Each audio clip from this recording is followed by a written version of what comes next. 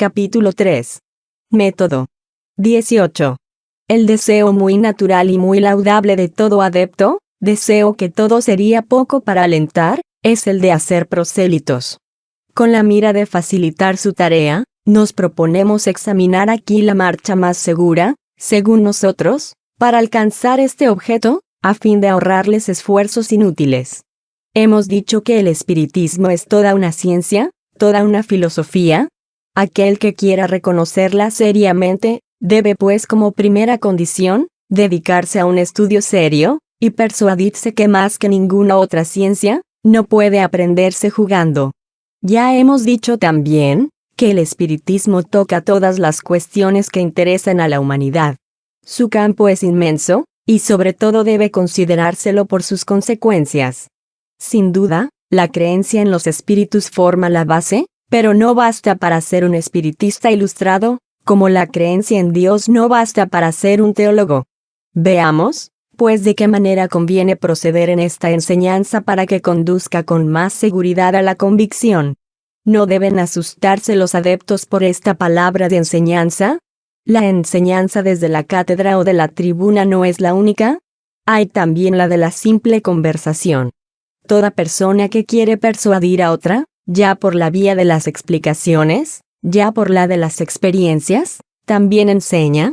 Lo que nosotros deseamos, es que su trabajo dé frutos, y para esto nos sentimos en el deber de dar algunos consejos, de los cuales podrán igualmente aprovecharse aquellos que quieran instruirse por sí mismos. Aquí encontrarán el medio de llegar más pronto y con más seguridad al objeto. 19. Se cree, generalmente, que para convencer basta mostrar los hechos. Esto parece en efecto la marcha más lógica, y sin embargo, la experiencia enseña que no es la mejor, porque se ven muchas veces personas a quienes los hechos más patentes no convencen de ningún modo. ¿En qué consiste? Esto es lo que nos proponemos demostrar. En el espiritismo, la cuestión de los espíritus es secundaria y consecutiva. No es el punto de partida, y aquí precisamente está el error en que se cae, y que muchas veces hace fracasar ante ciertas personas. Los espíritus no siendo otra cosa que las almas de los hombres, el verdadero punto de partida es la existencia del alma. Pero ¿cómo puede admitir el materialista que haya seres que vivan fuera del mundo material, cuando cree que él mismo solo es materia? ¿Cómo puede creer en espíritus fuera de él, cuando no cree tener uno? En vano se acumularían a sus ojos las pruebas más palpables, pues las negaría todas, porque no admite el principio. Toda enseñanza metódica debe proceder de lo conocido a lo desconocido. Para el materialista lo conocido es la materia. Partid, pues, de la materia y procurad ante todo, haciéndosela observar, de convencerle que en él hay alguna cosa que escapa a las leyes de la materia. En una palabra, antes de hacerle espiritista, procurad hacerle espiritualista. Pero para esto es necesario otro orden de hechos, una enseñanza enteramente especial, a la cual se debe proceder por otros medios. Hablarle de los espíritus antes que esté convencido de tener una alma, es comenzar por donde se debería acabar, porque no puede admitir la conclusión si no admite las premisas. Antes, pues, de emprender el convencer a un incrédulo, aun por los hechos, conviene asegurarse de su opinión con relación al alma, esto es, si cree, en su existencia, en su supervivencia al cuerpo, en su individualidad después de la muerte. Si su contestación es negativa, sería trabajo perdido hablarle de los espíritus. He aquí la regla.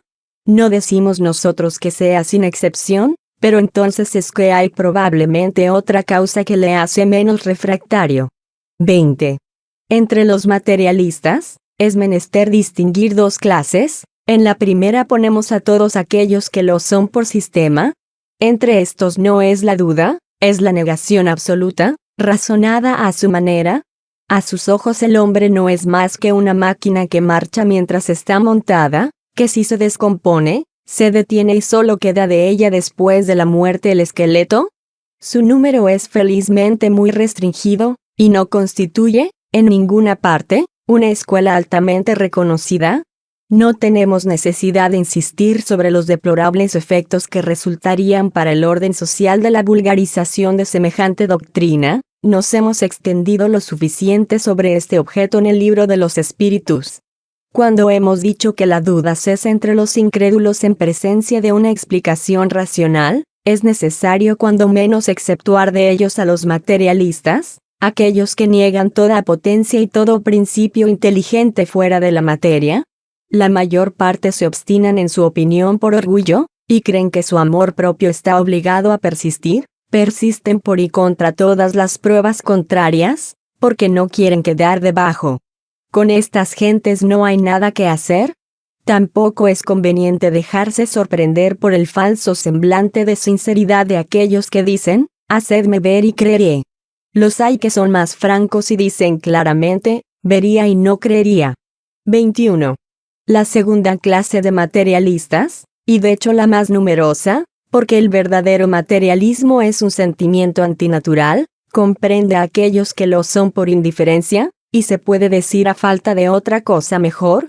No lo son con propósito deliberado, y su deseo es el de creer, porque la incertidumbre es para ellos un tormento. ¿Hay en ellos una vaga aspiración hacia el porvenir? Pero este porvenir se les ha presentado bajo unos colores que su razón no puede aceptar. De ahí la duda, y como consecuencia de la duda, la incredulidad. Entre estos la incredulidad no es pues un sistema. Presentadles alguna cosa racional, y la aceptan con anhelo. Estos pueden comprendernos, porque están más cerca de nosotros de lo que ellos mismos creen. Con el primero no habléis ni de revelación, ni de ángeles, ni de paraíso, no os comprenderán.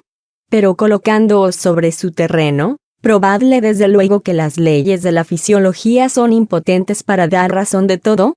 Lo demás vendrá enseguida. Otra cosa sucede cuando no se tiene opinión preconcebida, porque entonces la creencia no es absolutamente nula. Es un germen latente, oculto y oprimido por malas hierbas, pero que una chispa puede reanimar. Es el ciego a quien se le vuelve la vista, y se llena de gozo cuando puede volver a ver la luz. Es el náufrago a quien se le lanza una tabla de salvación. 22. Al lado de los materialistas propiamente dichos, hay una tercera clase de incrédulos, que aunque espiritualistas, al menos de nombre, no son por eso menos refractarios. Estos son los incrédulos de mala voluntad. Les sabría mal el creer, porque esto alteraría su quietud en los goces materiales. Temen ver en ello la condenación de su ambición, de su egoísmo y de las vanidades humanas, de las que hacen sus delicias. Cierran los ojos para no ver y se tapan las orejas para no oír. No puede hacerse otra cosa sino compadecerles. 23. No hablaremos sino de memoria, de una cuarta categoría que llamaremos la de los incrédulos interesados o de mala fe. Estos saben muy bien a qué atenerse sobre el espiritismo, pero ostensiblemente, lo condenan por motivos de interés personal. Nada hay que decir y hacer con ellos. Si el materialista puro se engaña, hay al menos para él, la excusa de la buena fe. Se le puede conducir, probándole su error. Este, es ya un partido tomado contra el cual todos los argumentos vienen a estrellarse. El tiempo se encargará de abrirles los ojos y de mostrarles, puede ser a sus costas, dónde estaban sus verdaderos intereses, porque no pudiendo impedir que la verdad se propague, serán arrastrados por el torrente, y con ellos los intereses que creían salvar. 24. Además de estas diversas categorías de opositores, hay una infinidad de grados, entre los cuales se pueden contar los incrédulos por pusilanimidad. El valor les vendrá cuando vean que los otros no se queman. Los incrédulos por escrúpulo religioso, un estudio ilustrado les enseñará que el espiritismo se apoya sobre las bases fundamentales de la religión, y que respeta todas las creencias, que uno de sus efectos es dar sentimientos religiosos a aquellos que no los tienen, y fortificarlos en los que están vacilantes. Después vienen los incrédulos por orgullo, por espíritu de contradicción, por indolencia, por ligereza, etc. 25. No podemos omitir una categoría que llamaremos la de los incrédulos por decepciones. Comprende las personas que han pasado de una confianza exagerada a la incredulidad, porque han probado contrariedades. Entonces desanimados, todo lo han abandonado, todo lo han desechado. Están en el caso de aquel que negaría la buena fe, porque habría sido engañado. Esto es también el resultado de un estudio incompleto del espiritismo, y de falta de experiencia. El que está mixtificado por los espíritus, generalmente es porque les pide lo que no pueden o no deben decir, o porque no está bastante ilustrado sobre la cosa para discernir la verdad de la impostura. Muchos, por otra parte, no ven en el espiritismo sino un nuevo medio de adivinación, y se imaginan que los espíritus son hechos para decir la buena ventura. Pero los espíritus ligeros y burlones se presentan y se divierten a sus costas, así es que ellos anunciarán marido a las jóvenes solteras, a los ambiciosos, honores, herencias, tesoros ocultos, etc. De ahí muchas veces decepciones desagradables, pero de las cuales el hombre serio y prudente sabe siempre preservarse. 26. Una clase muy numerosa, la mayor de todas, pero que no podría colocarse entre los opositores, es la de los que vacilan. Estos son generalmente espiritualistas por principio. Entre la mayor parte hay una vaga intuición de las ideas espiritistas, una aspiración hacia alguna cosa que no pueden definir. Solo falta a sus pensamientos el ser coordinados y formulados.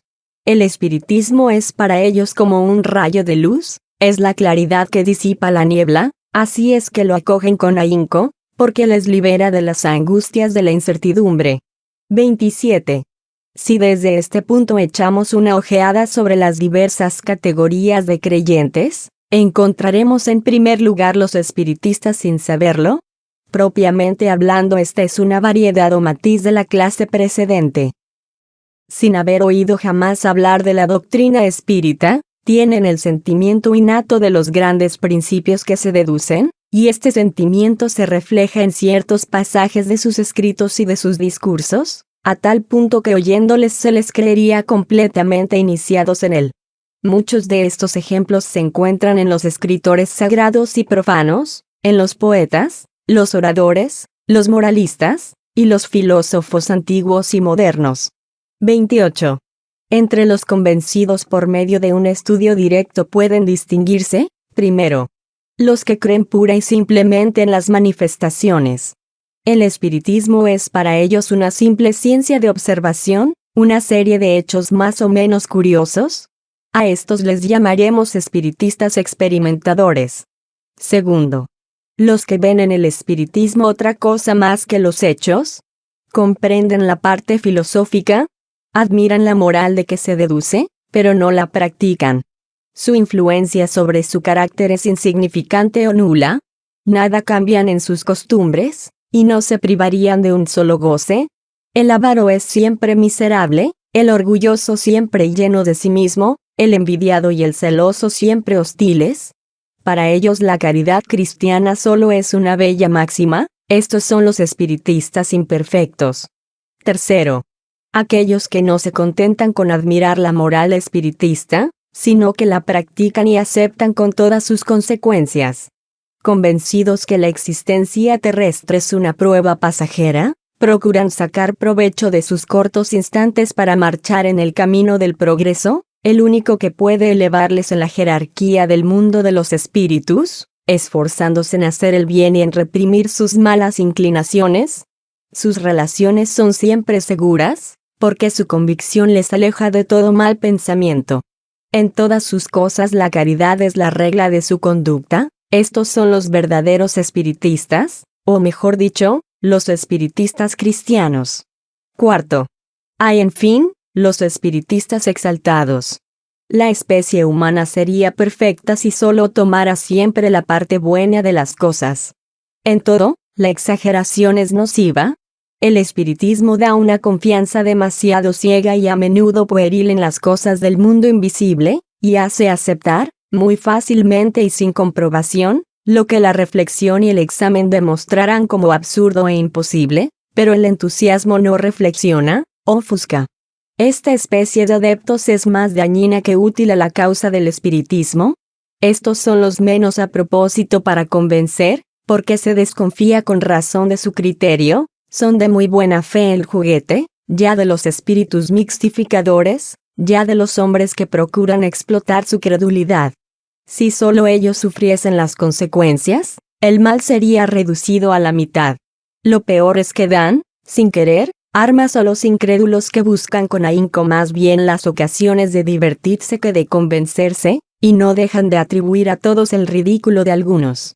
Ciertamente esto no es ni justo ni racional, pero ya se sabe, los adversarios del espiritismo solo reconocen su razón como la más elegida, y conocer a fondo aquello que hablan, es el menor de sus cuidados. 29. Los medios de convicción varían extremadamente según los individuos. Lo que persuade a los unos, nada produce sobre los otros. Tal se convence por ciertas manifestaciones materiales, tal por comunicaciones inteligentes, y el mayor número por el razonamiento. Aún podemos añadir que para la mayor parte de aquellos que no están preparados por el razonamiento, los fenómenos materiales son de poco peso. Cuanto más extraordinarios son estos fenómenos y más se separan de las leyes conocidas, más oposición encuentran, por una razón muy sencilla, y es que conduce naturalmente a dudar de una cosa que no tiene una sanción racional.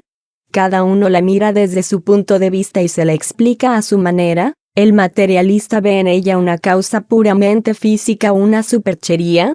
El ignorante y el supersticioso, una casa diabólica o sobrenatural, mientras que una explicación previa tiene por efecto destruir las ideas preconcebidas, y demostrar, si no la realidad, al menos la posibilidad de la cosa. ¿Se la comprende antes de haberla visto? Pues desde el momento que se reconoce la posibilidad, la convicción está hecha en 3/4 partes. 30. ¿Es útil tratar de convencer a un incrédulo obstinado? Hemos dicho que esto depende de las causas y de la naturaleza de su incredulidad. A menudo la insistencia que se pone en persuadirle le hace creer en su importancia personal, y es una razón para que se obstine más. Aquel que no se convence ni por el raciocinio ni por los hechos, es porque debe sufrir aún la prueba de la incredulidad. Es menester dejar a la providencia el cuidado de conducirle por circunstancias más favorables. Bastantes son los que desean ver la luz para que no se pierda el tiempo con los que la rechazan. Dirigíos, pues, a los hombres de buena voluntad, cuyo número es más grande de lo que se cree, y su ejemplo multiplicándose vencerá más resistencias que las palabras. El verdadero espiritista no faltará nunca en practicar el bien, aliviar corazones afligidos, dar consuelo, calmar desesperaciones, obrar reformas morales. Ahí está su misión. En esto encontrará también su verdadera satisfacción. El espiritismo está en el aire. Se extiende por la fuerza de las cosas y porque hace dichosos a aquellos que lo profesan. Cuando sus adversarios sistemáticos le oigan resonar a su alrededor, entre sus mismos amigos, comprenderán su aislamiento, y se verán obligados a callarse o a rendirse. 31. Para proceder en la enseñanza del espiritismo como se hace con las ciencias ordinarias, sería necesario pasar revista toda la serie de fenómenos que pueden producirse, empezando por los más sencillos y llegando sucesivamente hasta los más complicados. Pero esto es lo que no se puede, porque no es posible hacer un curso de espiritismo experimental, como se hace un curso de física o química.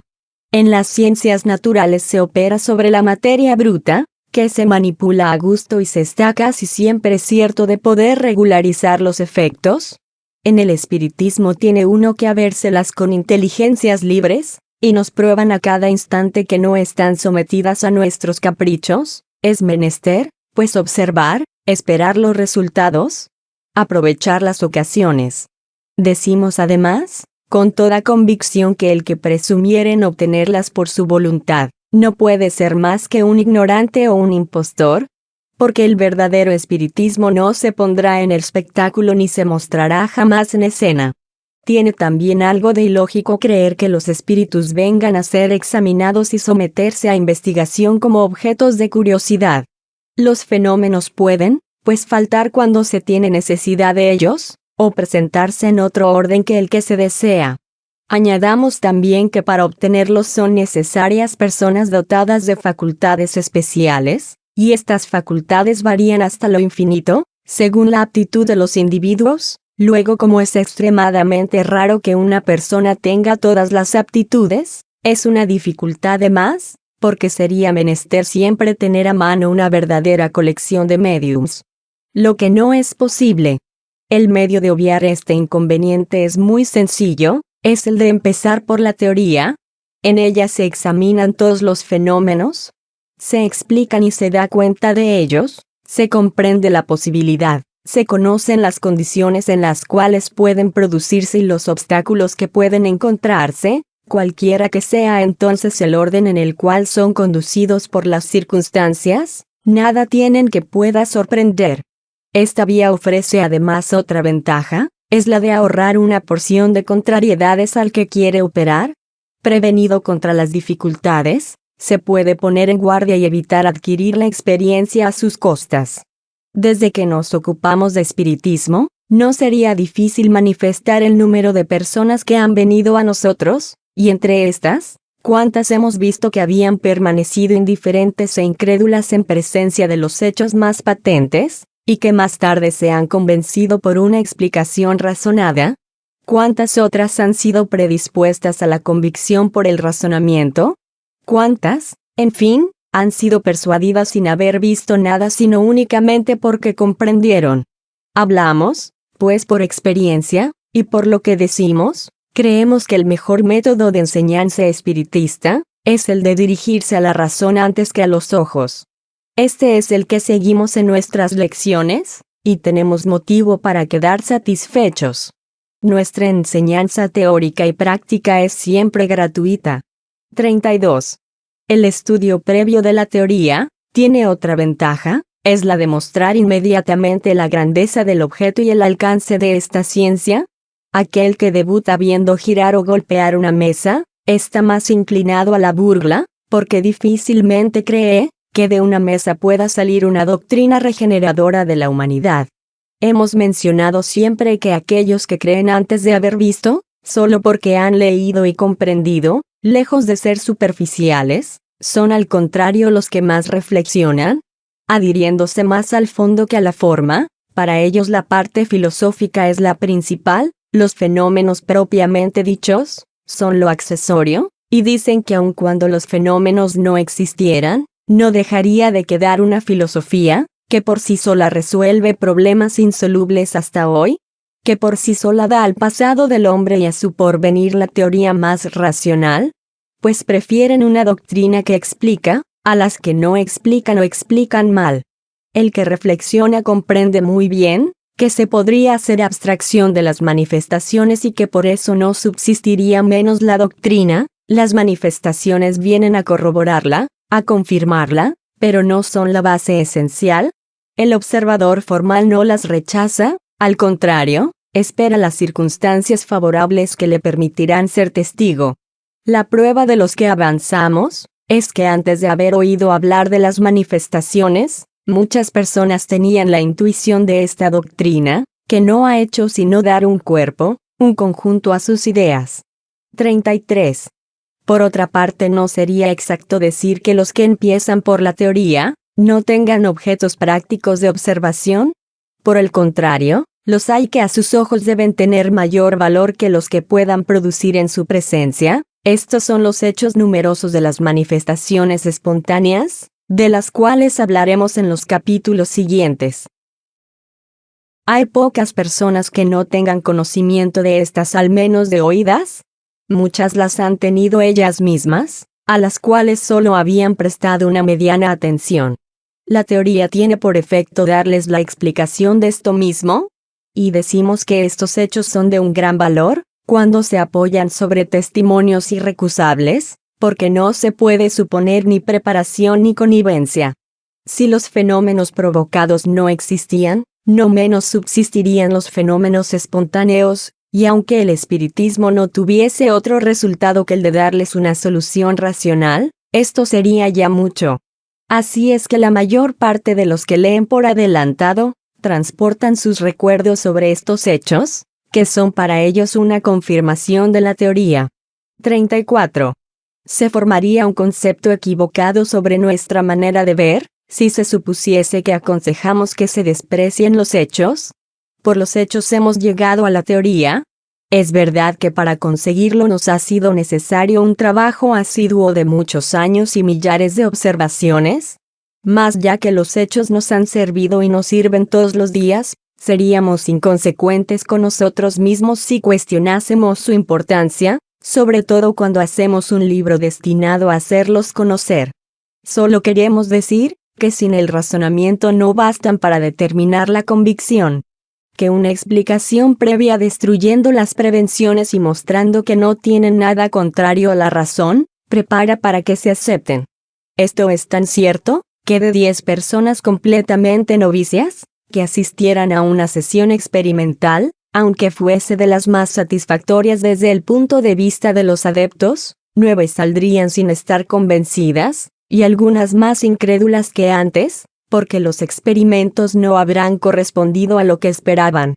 Otra cosa será en cuanto a aquellas que podrán darse cuenta de las mismas por un conocimiento teórico anticipado. Para estas es un medio de comprobación, pues nada les sorprende, ni el mal resultado, porque saben con qué condiciones se producen los hechos, y que es preciso solo pedirles lo que pueden dar. La inteligencia previa de los hechos, los pone pues en disposición de conocer todas las anomalías, además les permite coger una porción de detalles y pormenores, a menudo muy delicados, que son para ellas medios de convicción, y pasan por alto al observador ignorante. Tales son los motivos que nos obligan a no admitir en nuestras sesiones experimentales, sino a las personas que poseen suficientes nociones preparatorias para comprender lo que en ellas se hace, persuadidos que las otras perderían el tiempo y nos harían perder el nuestro. 35. A los que quieran adquirir estos conocimientos preliminares por la lectura de nuestras obras, he aquí el orden que les aconsejamos. Primero, ¿qué es el espiritismo? Este cuaderno de un centenar de páginas solamente, es una exposición sumaria de los principios de la doctrina espiritista, una visión general que permite abrazar el conjunto en un cuadro reducido. En pocas palabras se ve el objeto y se puede juzgar su fondo. Se encuentran en él, además, la respuesta a las principales preguntas u objeciones que están naturalmente inclinadas a hacer las personas novicias. Esta primera lectura, que pide poco tiempo, es una introducción que facilita un estudio más profundo. Segundo, el libro de los espíritus contiene la doctrina completa dictada por los mismos espíritus con toda su filosofía y todas sus consecuencias morales. Es el destino del hombre sin el velo que le cubre, la iniciación en la naturaleza de los espíritus, y en los misterios de la vida de ultratumba. Leyéndole se comprende que el espiritismo tiene un objeto serio y no es un pasatiempo frívolo. Tercero, el libro de los médiums. Está destinado a dirigir en la práctica de las manifestaciones, por el conocimiento de los medios más propios para comunicar con los espíritus. Es un guía, ya para los médiums, ya para los que evocan, y el complemento del libro de los espíritus. Cuarto, la revista espírita. Es una colección variada de hechos, de explicaciones teóricas, y de fragmentos separados, que completan lo que se ha dicho en las dos precedentes obras, y que de cierto modo es su aplicación. La lectura puede hacerse al mismo tiempo, pero será más provechosa y más inteligible, sobre todo después de la del libro de los espíritus. He ahí lo que nos concierne. Los que quieren adquirir todos los conocimientos de una ciencia, deben necesariamente leer todo lo que se ha escrito sobre la materia, o al menos las cosas principales, y no limitarse a un solo autor. Deben asimismo leer los pro y los contra, tanto las críticas como las apologías, iniciarse en los diferentes sistemas a fin de poder juzgar por comparación. Bajo este aspecto no preconizamos ni criticamos ninguna otra, no queriendo influir en nada sobre la opinión que de ellas pueda formarse. Llevando nuestra piedra al edificio, nos ponemos en las filas, no nos pertenece ser juez y parte, ¿Y no tenemos la ridícula pretensión de ser los únicos dispensadores de la luz? Corresponde al lector separar lo bueno de lo malo, lo verdadero de lo falso.